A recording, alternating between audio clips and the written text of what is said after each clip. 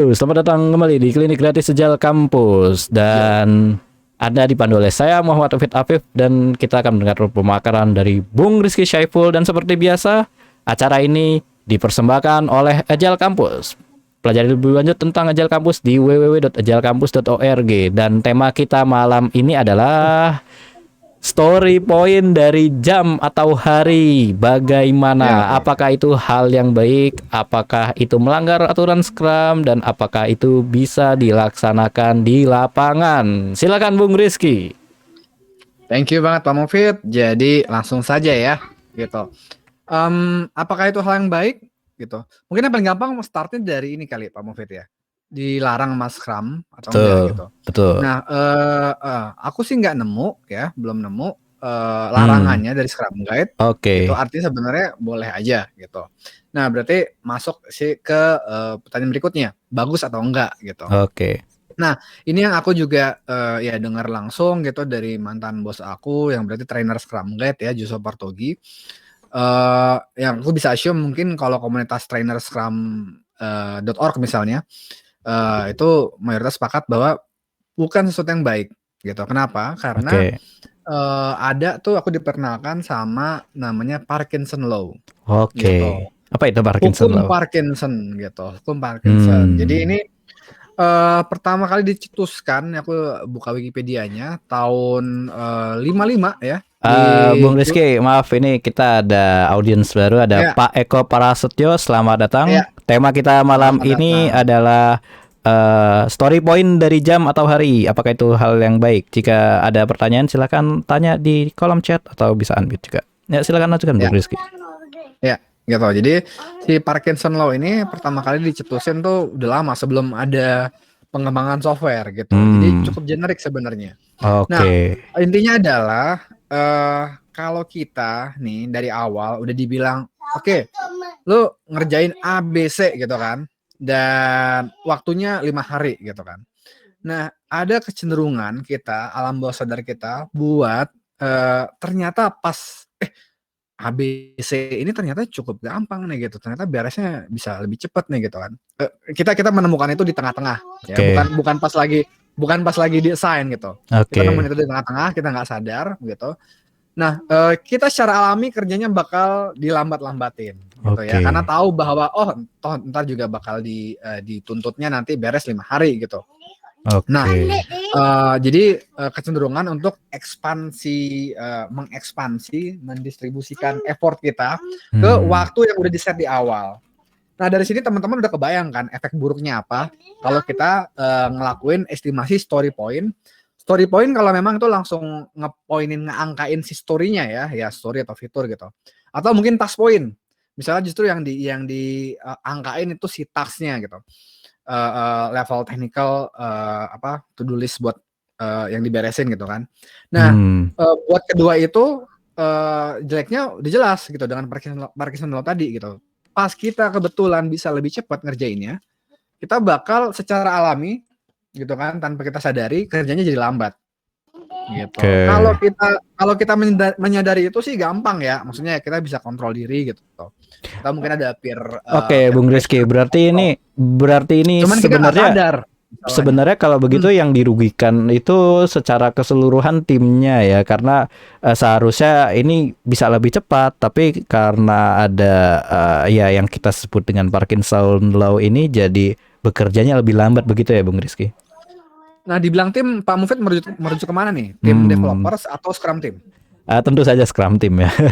Oh, Scrum team. Oke, sip. Mantap, mantap. Ya, jadi benar, jadi benar. Jadi dibilang merugikan Scrum team pasti dalam hal, oh value ya, delivery value jadi Pak diundur gitu. Rizky Syaiful, Ya, maaf ini ada audiens baru, ada Pak Setiawan Adi Putro. Selamat datang ya. Pak. Kalau ada Selamat datang. pertanyaan atau pengen ada tanggapan, silakan di unmute atau Lanjut bisa aja. juga di kolom chat. Ya, silakan lanjutkan Bung Hmm, Rizky. hmm.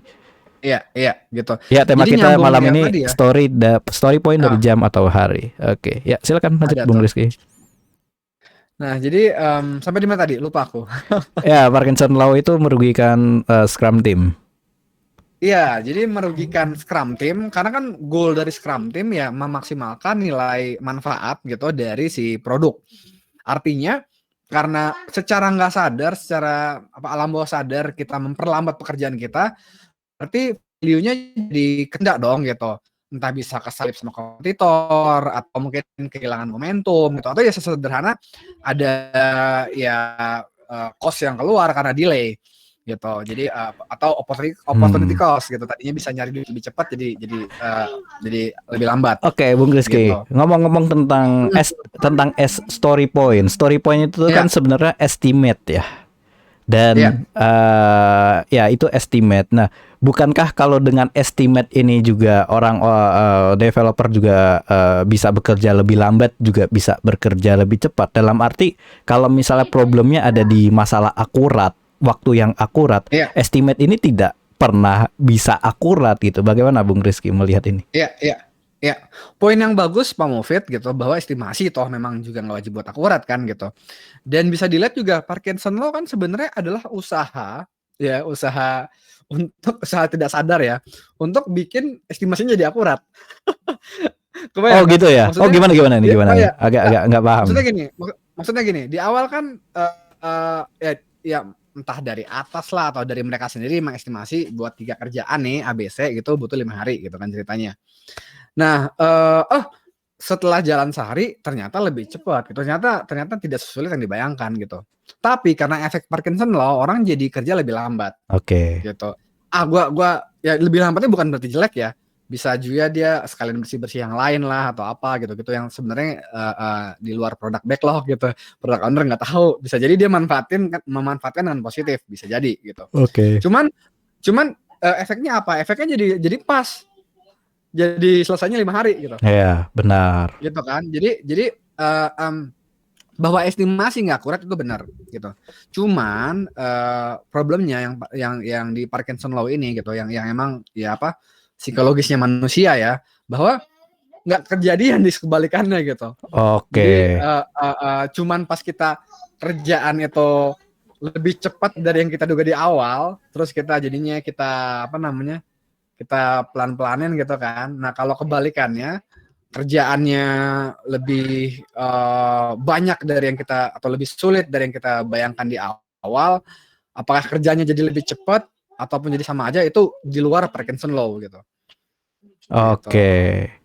Menarik. Jadi at least buat di case kerjaan yang ternyata itu lebih mudah dari yang dibayangkan di awal, Parkinson Law terjadi, dan artinya ada value yang tertunda gitu.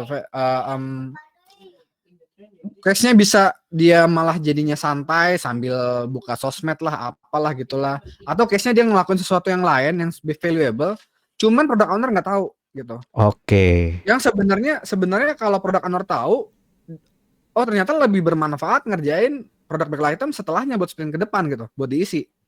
Oke. Bisa jadi gitu kan. Bisa jadi juga yang dipropose sama dev team, sama developer. Tapi kalau kayak gitu sebenarnya masalahnya ada di transparansi ya. Dalam arti kalau misalnya kita bisa menggunakan jam dan kemudian developer transparan, saya bisa bekerja lebih cepat, ada pekerjaan lain atau tidak. Sebenarnya nggak masalah dong Bung Resi kalau seperti itu. Iya. Nah, itu kan kata kunci yang aku bilang tadi gitu di awal banget, bahwa nggak sadar. Kalau sadar mungkin nggak jadi masalah gitu. Yang kita ntar tinggal bisa kontrol yang bagus gitu kan. Nah, kalau nggak sadar, ya nggak tahu gitu. Kita ngerasa nggak ada yang salah.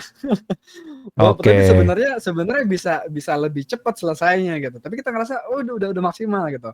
Sesuatu yang alam bawah sadar inilah yang bahaya. Gitu. Jadi mungkin memang lebih baik dipisah dari waktu gitu. Nah, tekniknya seperti apa? Ya, yang paling mudah itu adalah mungkin kita bisa scan seluruh kerjaan kita jajarin, terus kita ambil yang paling mudah. Nah, habis itu kita assign sama angka 10. Gitu. Jadi ntar berangkat dari situ kita bisa menilai yang lain. Oh, ini kira-kira 10 juga enggak, atau beti ini 13, atau 2 kali lipatnya 20 gitu. Atau ada kerjaan baru di masa depan, kerjaan baru muncul tapi di bawahnya 10, ya kita bisa isi 5 gitu kan. Sip. Ya, terima kasih gitu. Oke, terima kasih banyak Bung Rizky. Silakan dari Ya. audiens kalau ada pertanyaan atau tanggapan silakan berikan di kolom komentar atau bisa langsung unmute. Oke, silakan kalau ada tanggapan. Mas Rizky mau tanya Ya, dong. Mas Edi. Sorry, Kak, harus buka kamera nggak? Nggak wajib kan? Enggak apa-apa sih. Iya. Ya, kalau Oke, dibuka iya. nanti kelihatan di YouTube. Kalau mau dilihat di YouTube ya nggak apa-apa juga. Iya, bebas sih. Nah, Preferensi aja. mau nanya nih. Terus Ya, terang ya. di tempat saya juga kami lagi belajar nih, memilih pakai Ya, story point atau memilih jam gitu. Nah itu kita pilih story point, walaupun at the end ya, kita nggak yakin ini pemilihan benar atau enggak. Tapi pertanyaan saya begini, sebenarnya either kita pilih story point maupun jam, kita kan punya ya, challenge ya. Bagaimana misalkan ada 3 developer, ternyata mereka bisa ngerjain 4 story, di mana 4 story itu kan boleh bilang poinnya bisa beda-beda dan ya, hours yang dibutuhkan beda-beda untuk menyelesaikan, dan at the end tuh masih ada sisa waktu gitu yang nggak kepake di dalam masa 2 ya, minggu itu. Nah itu gimana ya? Maksudnya either story point maupun hour kan tetap kita punya kendala itu. Ada masukan nggak? ya, Maksudnya ya. seberapa produktif at the end satu tim itu bisa mengoptimalkan sprint 2 minggu itu gitu. Oke. Nah, ini saya sebenarnya mencoba meraba-raba masalahnya di mana, tapi di akhir tuh saya dapat kata kunci, produktivitas. Jadi yang ingin dicoba ya masalahnya adalah ingin mengukur produktivitas dari tim gitu. Dan aku ini CMIIW ya, koreksi kalau salah gitu. Dan tetap aja tuh udah diukur gitu kan di mungkin ada velocity ya, mungkin ada rata-rata gitu. Kayaknya emang satu sprint ini bisanya sekian poin nih gitu. Ternyata ya yang Pak Mufid bilang tadi, estimasi gitu. Ternyata malah selesainya lebih cepat gitu. Berarti ukuran akurasi estimasinya juga nggak bagus gitu. So gimana nih? Begitu bukan Pak Edi?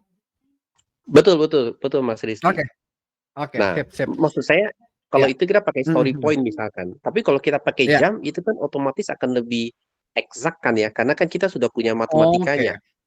Oke. Gitu. Oke, paham. Iya. Ya, jadi oke, kalau gitu makin paham lagi nih kebingungannya gitu. Karena kan memang di awal masih nyoba-nyoba ya. Dan mungkin Mas Edi sebelum kenal Agile, sebelum apa biasanya pakai jam gitu kali ya. Betul. Oke, sip. Nah, jadi itu mungkin aku bisa akui gitu kan, mungkin perasaan nyaman yang kita dapatkan kalau kita pakai jam itu adalah wow, sesuai dengan plan gitu. Sesuai dengan Gantt chart yang dibikin gitu kan ya. Dan kok giliran pakai story point malah nggak akurat, nggak sesuai, dan bahkan nggak akuratnya bisa selesai lebih cepat gitu. Oh ini malah jadi ada waktu lebih nih gitu, ngerjain apa lagi nih gitu. Kan tidak terprediksi ya gitu. Nah jadi aku harus akui itu sebagai sesuatu yang positif mungkin buat teman-teman gitu yang terbiasa dengan project management yang lama gitu kan. Nah tapi ya aku bisa bicara nih 2 poin untuk merespon hal ini gitu. Pertama, yang Parkinson Law yang tadi aku bilang, jelaskan di awal gitu. Bahwa bisa jadi sebenarnya, ya kalau memang Parkinson Law ini benar, Mas Edi dan atau teman-teman bisa baca sendiri di Wikipedia lah, memahaminya, terus kayak, ini beneran nggak ya? Makanya pengalaman kita pribadi bisa kita nilai sih, ini hukumnya beneran atau enggak gitu. Cuman kalau ini benar, artinya sebenarnya developersnya Mas Edi itu bisa kerja lebih loh di masa lalu gitu. Meskipun di situ terlihat wah memenuhi target yang di set di awal gitu. Oh ya apa namanya 3 fitur terus diberesin 4 hari beres gitu kan. Mungkin dari kita terlihat wow keren gitu, produktif gitu. Cuman kalau emang Parkinson Law ini benar, jangan-jangan di lapangan developernya Mas itu bisa beresin 2 hari lebih cepat gitu. Cuman itu nggak kelihatan.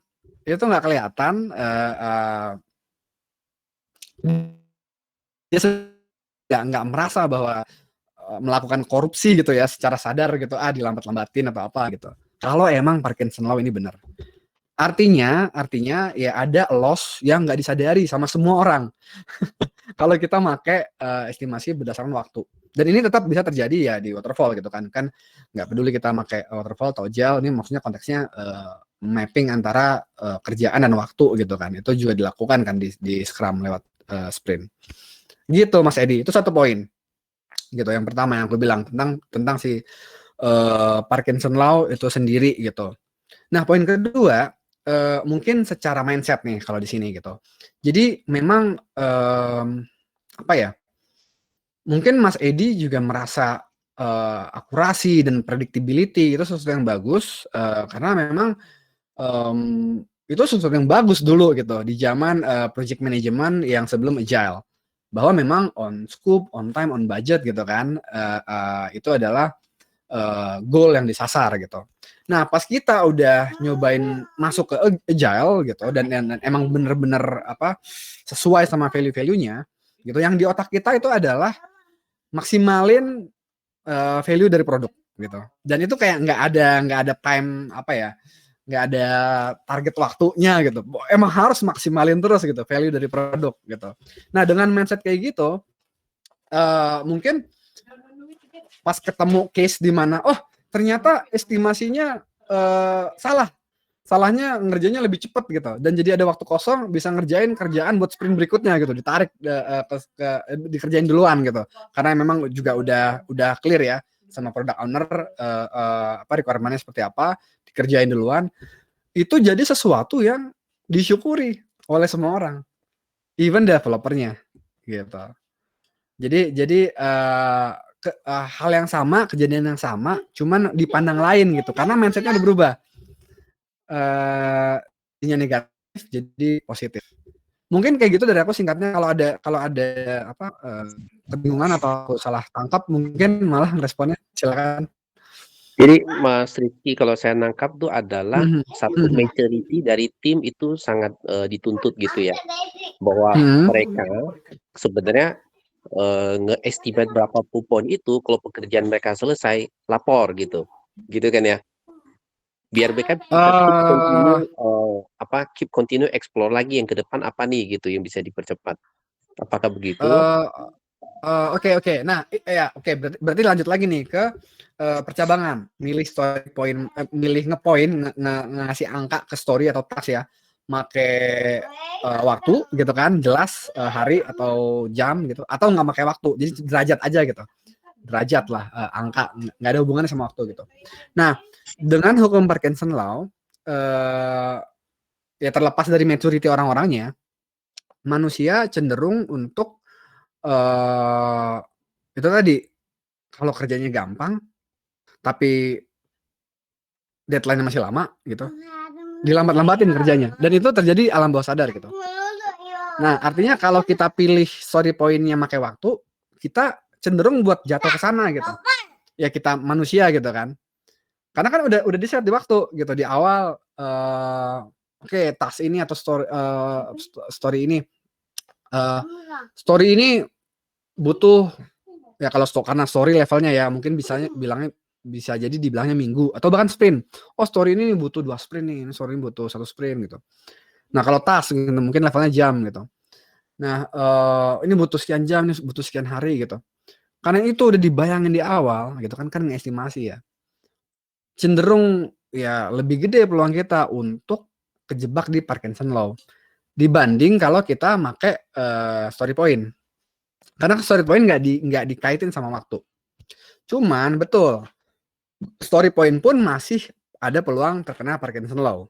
Peluangnya kayak gimana? Peluangnya itu adalah yang mungkin aku sempat bilang sama Pak Mufid atau Mas Edi tadi ya, lupa. Bahwa mungkin tim akhirnya punya velocity gitu. Punya kayak standar. Biasanya nih tim ini kalau dirata-ratain setahun ke belakang tiap sprint bisa beres sekian poin gitu, dirata-ratain gitu. Nah, karena punya apa namanya? Punya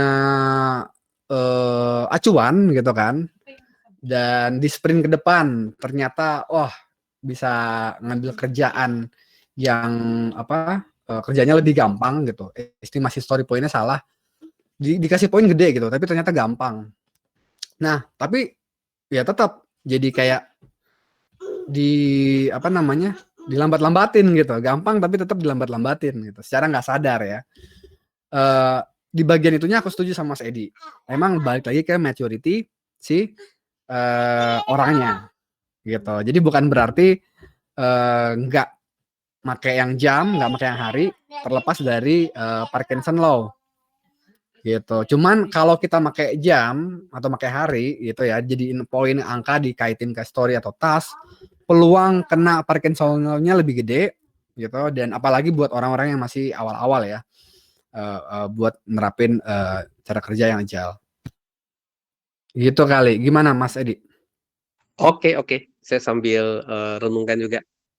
Thank you Mas Rizky. Iya, pertanyaan bagus. Aku juga tadi yang bagian velocity tuh yang akhirnya juga ya benar sih, bisa jadi ada semacam ekspektasi gitu, ada semacam kita emang kapasitasnya segini gitu, angka kita segini gitu. Dan tetap aja bisa salah ngestimasi angka kan. Dan pas kitanya salah estimasinya itu ternyata realitanya terlalu gampang, bisa jadi kita juga melambatkan pekerjaan kita, nggak sadar. Betul. Ya, bicara tentang apa kepada menyebutnya tadi, transparansi dari sebuah tim. Memang ini suatu masalah yang cukup besar di ketenaga kerjaan pada umumnya, bukan hanya di Indonesia. Karena memang transparansi ini bisa menjadi pedang bermata dua dimanapun ya. Jadi kalau saya bilang selesainya lebih cepat, itu nanti saya dikira tidak solid sama tim. Saya ngerjainnya lebih cepat dan jadinya saya mengganggu pekerjaan tim lain karena seakan-akan tim lain itu terlihat jadi jelek karena saya bekerja cepat ya, atau hal-hal yang semacam itu yang mungkin kalau di perusahaan-perusahaan yang sudah cukup established ini mungkin pasti akan sangat jarang terjadi ya, tetapi kita tidak bisa pungkiri bahwa ini masalah yang memang perlu dibenahi jauh sebelum kita memulai Scrum, dan mungkin ini bisa menjadi topik kita di lain kali karena memang Scrum itu salah satu value-nya saya lupa lagi Bung Rizky, itu yang ada 5 itu apa saja Bung Rizky value-nya? Iya, bisa di alat bantunya CC4 gitu ya. CC4 ya. CC siapa gitu. Oke. Komitmen, courage, fokus, openness sama respect. Oke, openness. Disitulah ya, openness dan respect. Disitulah yang yang menjadi poin pentingnya. Dan ngomong-ngomong tadi poinnya, karena di openness tadi juga kita bisa menyimpulkan sebenarnya pakai jam itu nggak masalah, karena masalah ya tadi ada Parkinson Law, itu satu hal, tapi poinnya adalah kalau ini semua itu hanya estimate begitu ya. Dan kita tidak bisa pungkiri juga pada beberapa perusahaan, terutama pada perusahaan yang outsource atau consulting, itu kan kita ngecasnya kan pakai jam ya. Nah, kita invoicingnya pakai jam. Nah, itu mungkin bisa jadi bagian dari teknik bisnis itu sendiri yang bagaimana estimate hanya estimate gitu. Realitanya kan memang dicatatkan ke dalam invoice gitu. Jadi ya nggak masalah juga. Estimate sama invoice-nya beda ya nggak masalah juga selama itu bisa dijelaskan. Karena segala perbedaan pasti ada penjelasannya gitu ya. Dan itu sebenarnya bagian dari transparansi. Oke. Ya. Maksudnya Pak Mufid gini ya, maaf bentar. Bahwa di proposal udah ada angka gitu. Benar. Proposal pekerjaan gitu. Tapi realitanya angkanya beda gitu. Itu yang kayaknya enggak ya. Kalau udah proposal nih kayaknya udah long term banget gitu ya. Ini enggak gitu sih. Estimate gitu ya. Estimate tetaplah estimate gitu ya. Benar. Dan utamanya kita kembali lagi bahwa di Scrum atau Agile pada umumnya kita tidak ada orang yang dihukum karena bekerja terlalu lambat ya. Gak ada orang yang lembur karena bekerja terlalu lambat. Jadi kalau satu sprint tidak selesai, ya pekerjaannya tidak selesai. Seperti itu ya Bung Rizky ya. Tapi sebagai akibat akibat sebaliknya juga bahwa tidak ada juga orang yang diberi dalam tanda kutip ya, tidak ada orang yang diberi reward, tidak ada orang yang diberi penghargaan dalam tanda kutip jika menyelesaikan lebih cepat. Sehingga ya ini fair. Betul. Ini fair sebenarnya, karena kalau lebih lambat nggak ada hukuman gitu. Jadi ya kalau bekerja lebih cepat mendapatkan pekerjaan baru, ini fair dong, karena nggak boleh lembur dan sebagainya macamnya seperti itu. Betul. Nggak dapat ini ya, nggak dapat reward, jadi lebih santai gitu. Iya, itu balik lagi ke perusahaan lagi gitu ya. Dan by the way kan memang sebenarnya developer itu pada umumnya itu bekerja maksimal 50, bisa mengerjakan 70% waktu. 70% waktu itu digunakan efektif aja, itu sudah sangat baik sebetulnya gitu. Jadi ya karena kan ada meetings, kita juga planning segala macam gitu ya. Iya. Oke, baik. Terima kasih banyak rekan-rekan. Kita sudah di akhir acara. Kita tiap minggu 30 menit jam 7 malam waktu Indonesia Barat. Iya. Dan kalau minggu depan Pak Mofid kayaknya udah bisa dibilang libur nih. Oh Soalnya ya. bentrok waktu keluar hotel karantina. Oh, nggak masalah. Pindah Nggak masalah ya. Dan rekan-rekan juga bisa mensubscribe jadwal kita di link milis yang ada di bawah di link deskripsi ini. Terima kasih banyak. Saya Mufid undur diri. Terima kasih banyak Bung Rizky Syaiful. Terima kasih banyak semua audiens yang bergabung. Sampai jumpa di pertemuan selanjutnya. Bye bye. Bye bye. Terima kasih Mas Rizky, Mas Mufid. Terima kasih. Terima Mas Edi, kasih. pertanyaannya.